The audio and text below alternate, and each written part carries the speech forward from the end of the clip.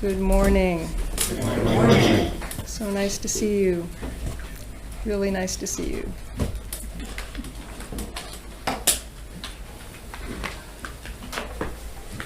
This little guy gets super unhappy after a while, so I'm sorry, we did vow to save all beings, so.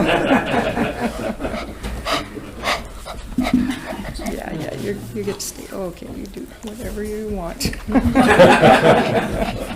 No, I am praising him at the right times. When he first came to live with us in June, he had lost his house training, and so I looked up how to train an old dog, which is very helpful in my profession.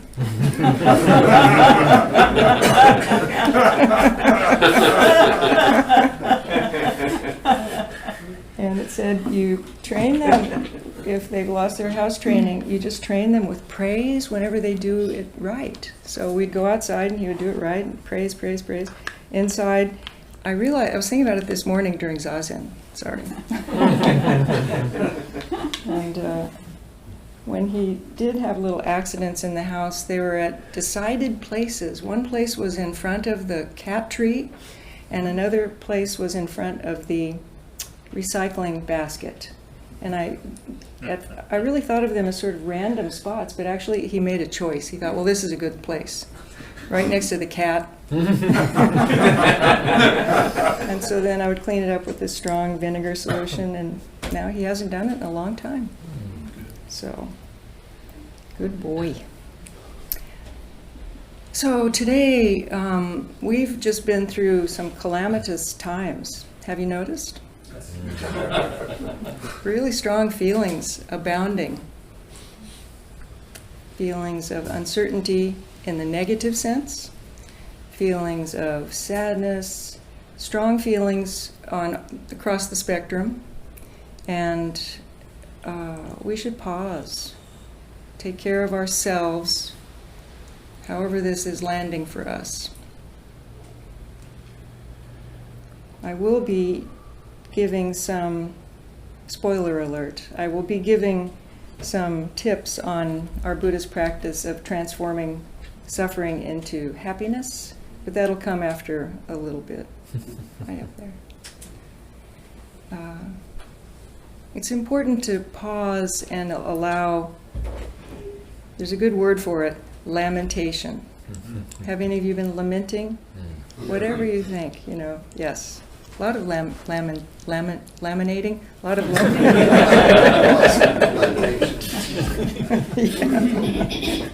does laminating mean? Well, laminating is not the word I was looking for. That was a joke. Excuse me, I'll explain. Laminating that was a joke. Laminating means like plywood is laminated, many things layered together. Your mind is laminated, many things glued together. But what I was trying to say was lament, and that's where you express a lot of sadness about things. Lament. The Psalms in the Old Bible are all about, a lot of them are about lamenting. So if you feel like it, you can read the Psalms. Really. Lamenting, loss of this and that. Lamenting. It's a very important part of practice. And because we do have this path, so I'm going to be talking about the path. And if we were to change suffering immediately into happiness, we wouldn't need a path. We need a path. We need a way to go from this place to that place. Our Buddhist paths are kind of meandering and even circular, but it's still a path, things that we do. This morning, fortuitously enough, we chanted the Genjo Koan, which is about taking your place right where you are. It's a beautiful teaching. It kind of contains all of Soto Zen teachings in just a couple of pages. Very beautiful and poetic. But since there's so much contained in that one writing, it means each sentence can be unpacked. You can find out more. And the sentence that caught my attention this morning was, "Flowers fall, though we love them. Weeds spread because of our aversion." There's a lot packed into that. And one of the things that I will bring out is that Well, flowers are very important in Buddhist practice. Flowers and nature are extremely important in Zen and in all of Buddhism. They are sitting there being beautiful and impermanent. And the principles of flower arranging, ikebana, in the Buddhist tradition, are to try to make the flower express something about the season, but also to look as if it's in nature. So with the human help of our hands and eyes, we try to have the flower have a feeling of being in a natural environment. So those were done by either Gail or Sally, I'm not sure. And they are immersed in the practice of the way of flowers. So flowers fall, and they're also symbols. They're always demonstrating both beauty and impermanence. They are changing right in front of our eyes. Whatever time you arrived here today, those flowers have drooped a little bit more. And soon they will be gone. We thought, Terry and I talked about it because we have some orchids which are very long-lasting. And Gail had said, well, if the flowers don't look good, she has to be away this weekend. If the flowers are looking droopy, you can put the orchids up there. But we decided to leave those up there for your delight. Just a little bit past their prime. So flowers fall, though we love them, meaning things that we like as they are, still they fall. They're still impermanent. It's just the way it is. Flowers fall. And there's a lot of suffering involved in being attached to them not falling, but they fall. Weeds spread even though we don't like them. So even though there are situations we don't like, they will spread. They will especially spread if we're not careful how we attend to them. They will spread. And they will get bigger and even more intractable unless we really attend to how we take care of them, which is, I'll say something a little bit more. So I'm going to talk a little bit about how some of this works and how to work with it, but I also want to mention that next week, Reverend Yozan will be giving a Dharma talk on Yogacara and kind of a more detailed explication of how the mind works. So it's very important. The mind working, this working of the mind, think of the analogies for working with something very powerful. Do any of you work with power tools? How many of you work with power tools? How many of you work with a power tool called an automobile? There you are, in relation to a big, powerful tool, and you keep learning more and more how to work with it, don't you? Even cars and traffic, you continually learn. It's amazing they let people younger than 60 drive a car. There are 15-year-olds out there driving cars. Oh. I practice awareness of that all the time, because when somebody cuts me off in some bizarre maneuver, I think that person is just learning how to drive. I love them. I will give them lots of space. I don't take it personally, because it means that person just doesn't have a full picture of the world and the impact of their actions, so they need more space. So I do want to talk about transforming problems into happiness, because that is what the Buddhist path is all about. So, but we're still in the lamenting phase. One of our members came 4 days ago, came to visit, and he comes from a very, very, very conservative family, and I didn't know what we were going to be talking about. We go to the land a lot, and we're in relationship with a lot of people who are extremely happy about the outcome of the election. So it's really good to be in the presence of people that I really disagree with. So just to name my own perspective. And the friend who came was just bereft about how these choices were made. People knowingly and willingly chose this path for our country. So when we talk about uncertainty is a very powerful factor in our world. to make this choice for our country and not know what's going to happen because of this. So our practice is to pay attention, to stay connected, and as was it Jennifer yesterday who was in the car? I guess Jennifer, when we were out on the land doing our thing, Jennifer said that she quoted a smart person, Rachel Maddow, and said, join something. So don't, whatever your belief system is, still join something and be connected. Okay, so the path. Oh, question. Not yet, we're not doing questions yet, Ricky, but we'll get to it, and I won't forget that you have a question. Okay. Thanks. The path, we talk a lot about the path. How many of you haven't heard of the path, the Four Noble Truths? Really? This is an advanced group. Okay. But still, I'm going to tell you what it is. What is the first noble truth?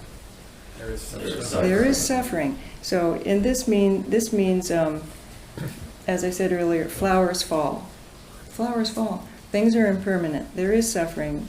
There are things, we don't get what we want. We're all the time. And sometimes we get what we want, and that's not what we should have gotten. Also, there are various kinds of suffering. We're with people that we'd rather not be with, and we're not allowed to be with the people that we want to be with. They're far away. These are forms of suffering that are part of our path. The second noble truth is that there is a cause, and the kind of suffering in the world that we're experiencing has causes.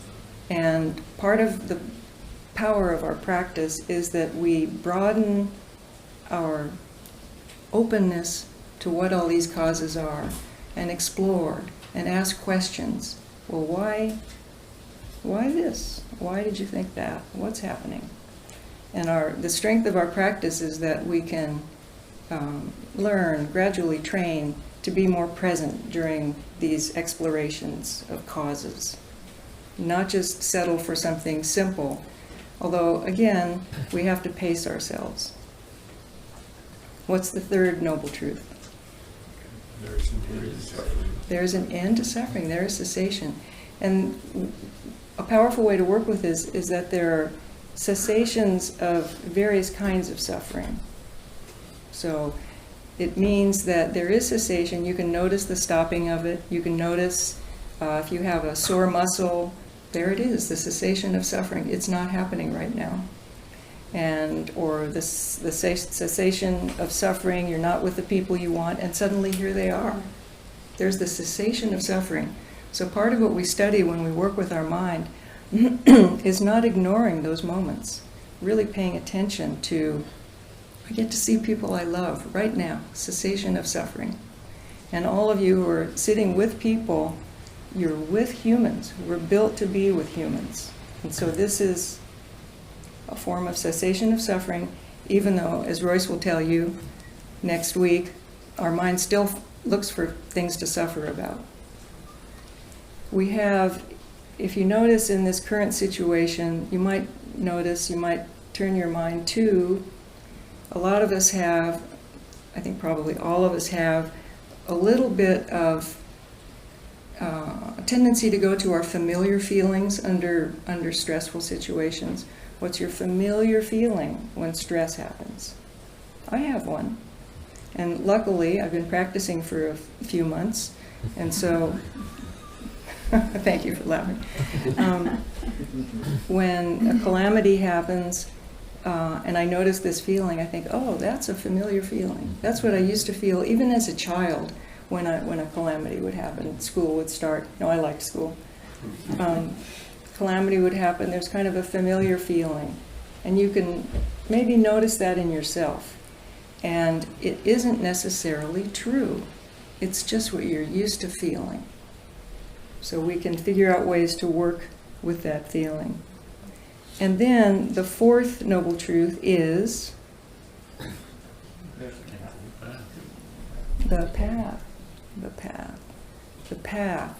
So these things circle around, and in order to really deepen our understanding of what suffering is, its causes, the cessation, we just get deeper and deeper into the path.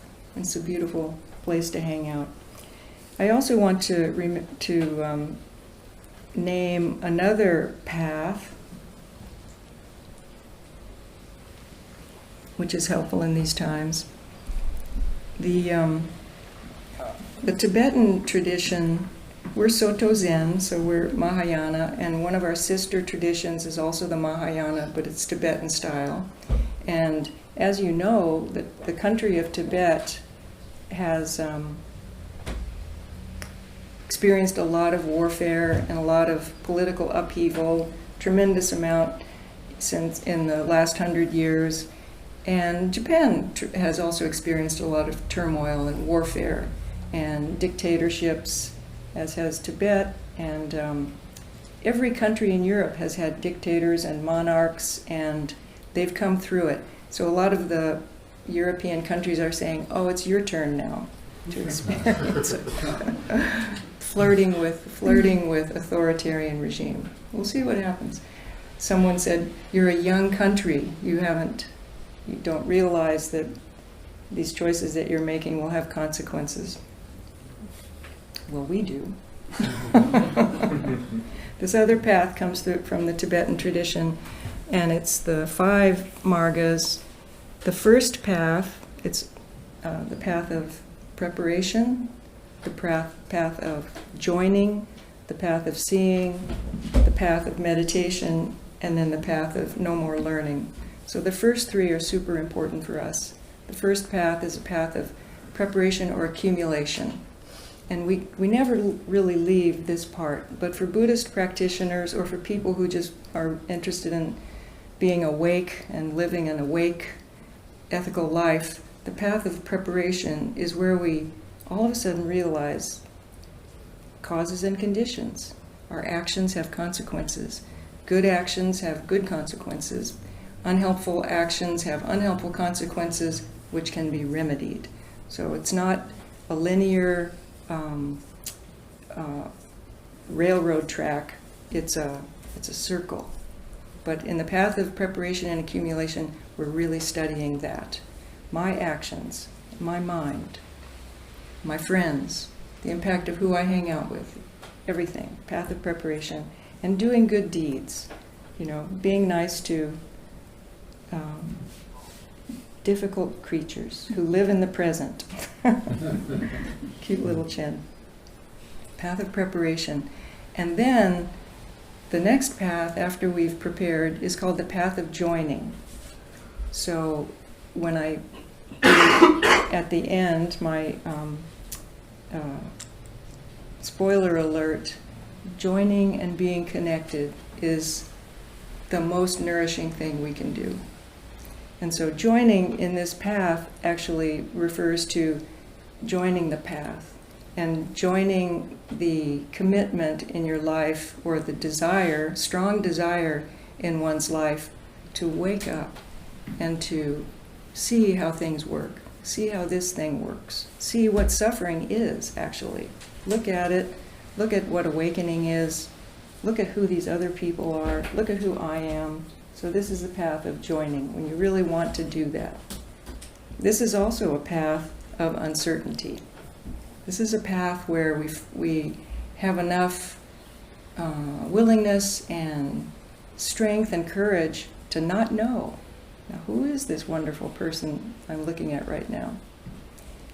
Again, out at the land yesterday, that's part of my spoiler alert too, talking about how important it is to be on land. We were joined with, again, people who have really different understandings of what's necessary in this country. And yet we had a shared commitment to the land. So to be not fixed and rigid in our ideas of who people are is where our real strength is. We love this person, and he loves us, and we love the land, and maybe let's not talk about these other things right now. But the love connects us. The third path, the third part of the 5 margas, the third path is a path of seeing, and this is the one where you and I, all of us, are looking with an open heart and all the wisdom that we have at what our lives are about, and awakening, and where it's going. The path of seeing through things that limit us, path of seeing possibility, path of seeing. There's still uncertainty, but it's not a hindrance, it's a strength to be willing to be not rigid. That is one of the hallmarks of suffering, the rigidity around thinking and the rigidity about what suffering is, for instance. So suffering is everything. Suffering is hate, greed, delusion. Those things are the elements of suffering.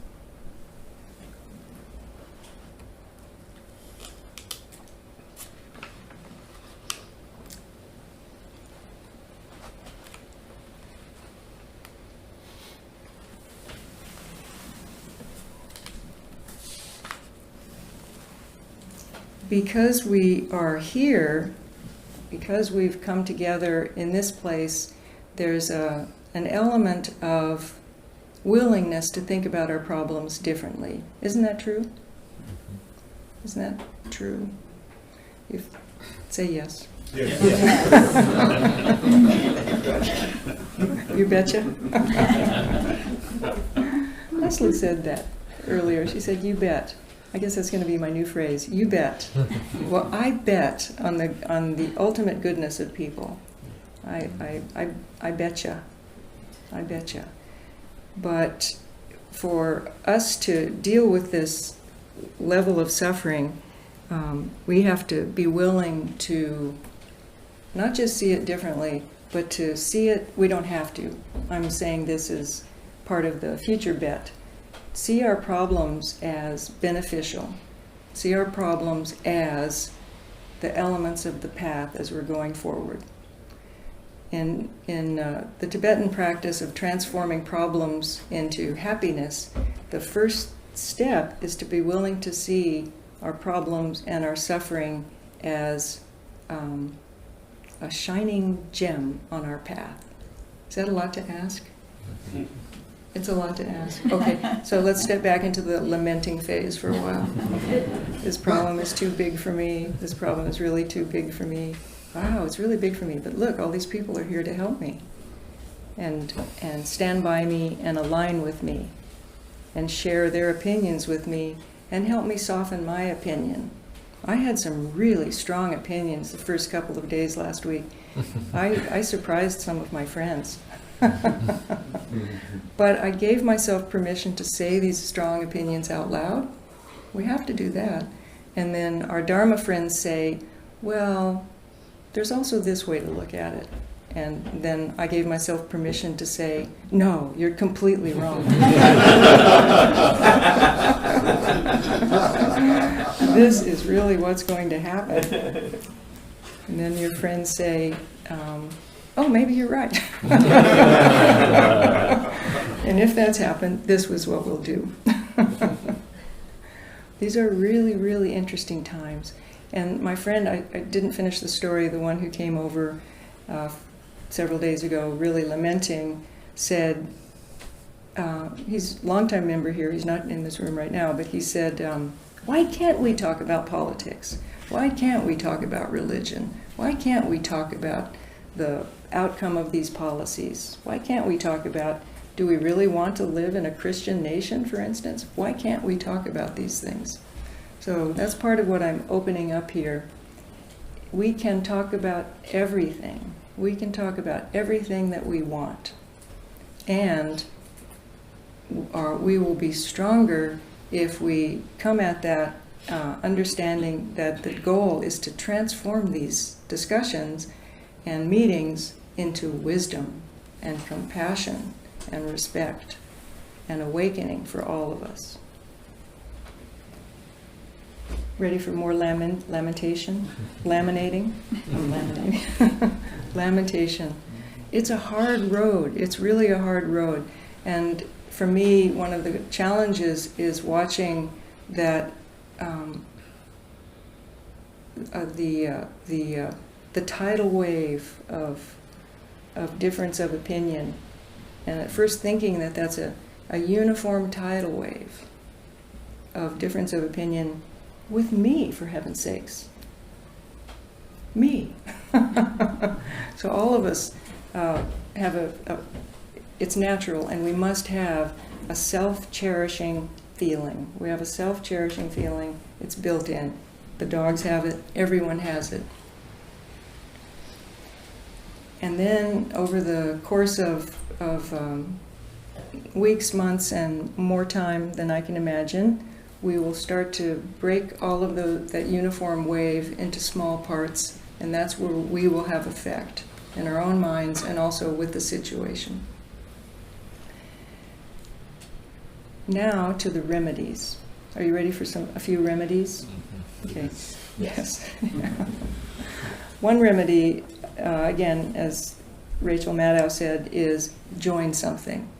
Don't try to do this on our own, which is the American fallback position. If I can't figure it out, it's hopeless. Or I have figured it out and I'm going to do X. This is it. This is my solution. And there are some wild solutions going on out there, as you may have noticed if you're reading the news. The other solution, remedy, thing that I want to talk about, again, this has to do with kind of our modern world. In our practice in Zen, the principle, the thing that we all are grounded in, is our connection to the earth, to each other, and interconnected with all beings, all living beings, all the planet we are interconnected with. And the opening to that sensation and to that reality is why we sit facing a wall.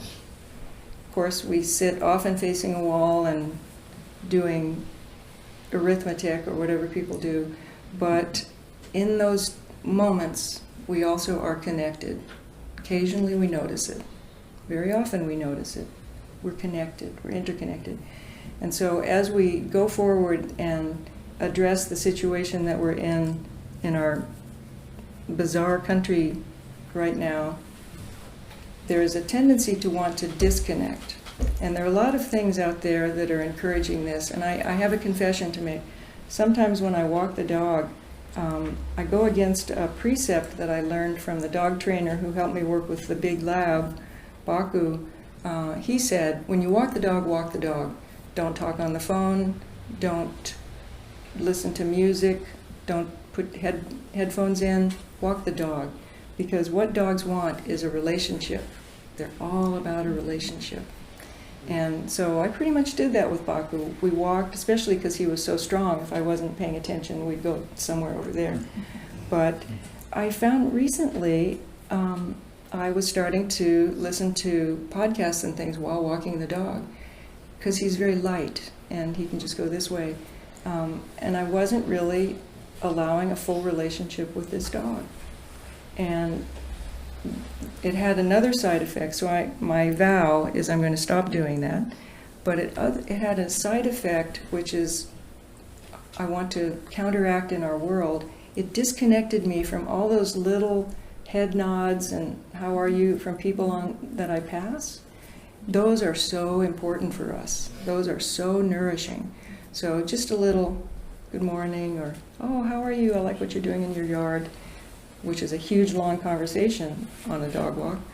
Also, when we're in a grocery store, that little exchange of human heart with the person, or anywhere, walking, in the gym, all the places that we go, those little interactions are food for us. That's the real food for us.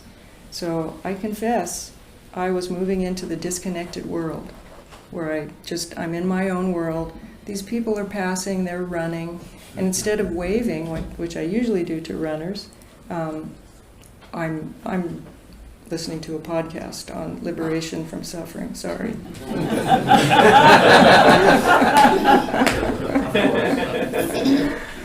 So one of the antidotes, and one of the strong moves we can make is to revalue those moments and understand how important they are.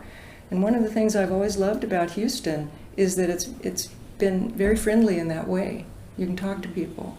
And so I don't want to be one of the people who starts to erode that quality of our town, and of all of Texas, actually.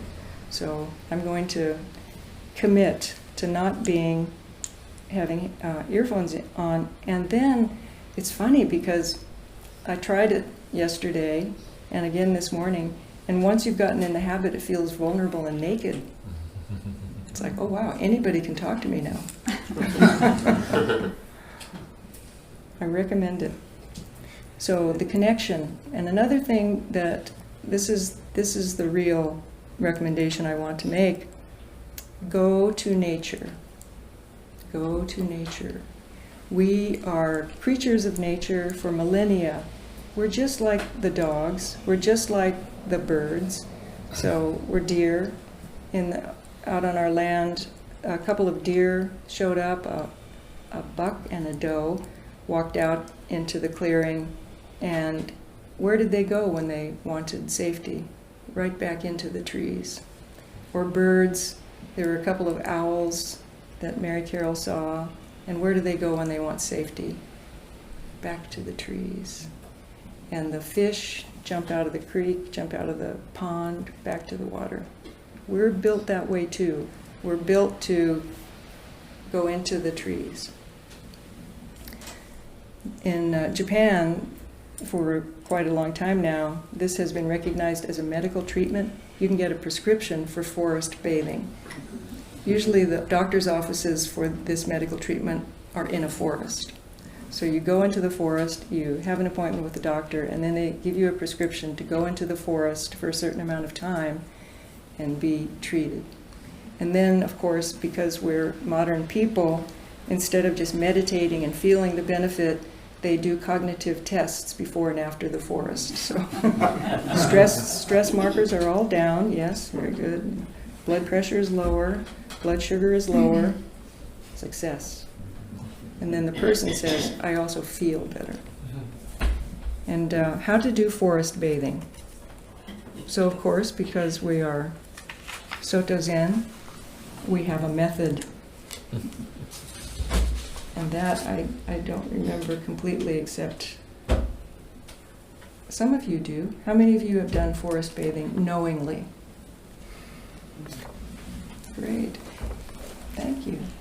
And how many of you unknowingly? Very good.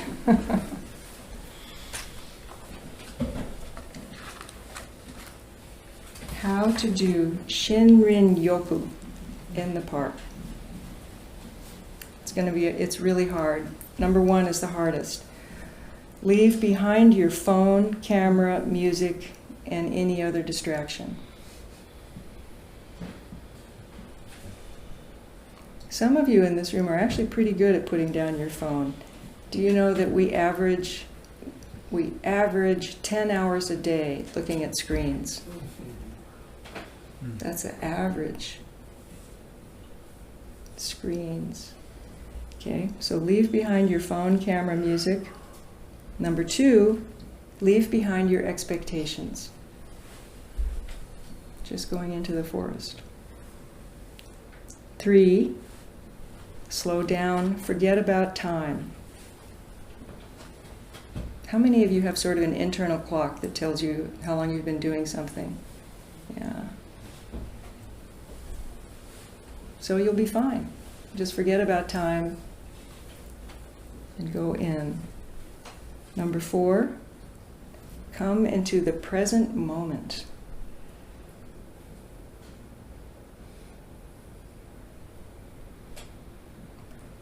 Number 5, find a spot to sit on the grass, beside a tree, or in a park bench, on a park bench. So actually sit down.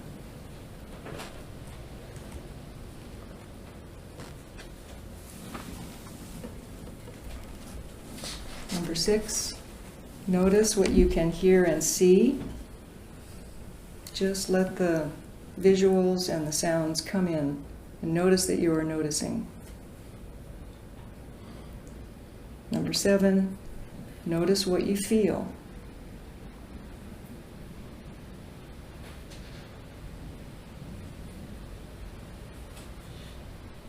And number 8, stay for 2 hours, if possible. Though you will, the author, Dr. Ching Lee, brought the book, says, stay for 2 hours, if possible, but you will begin to notice the effects after 20 minutes. Did you just notice the effects after 1 minute? Yeah. Yeah. It's a body experience, a heart experience, and we have to put ourselves in situations where we're not just being using this great mind. We need to let this mind cooperate with this body. Let the body just do what it wants now and then. All of you in this room have such good minds with good intentions and good, what do you have besides good intentions? Give me a word. Besides good intentions? Besides good intentions. Ingenuity. Ingenuity? Good. What else do you have? Hope. Hope. Spirit. Spirit. Patience. Patience. Integrity. Energy, did you say? Good energy. All those things. We have them all. And quite a few of those are just physical. Most of them, though, are a combination of our mind and our body.